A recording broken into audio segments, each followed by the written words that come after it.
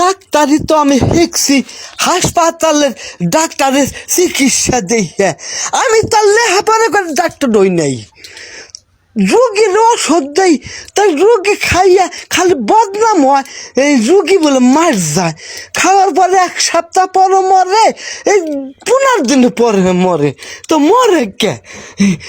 আমার প্রেশারটা একটু মাইপে দেখি, প্রেশার তো ঠিকই আছে, এই বলে একটা ওষুধ খাইয়া দেখি।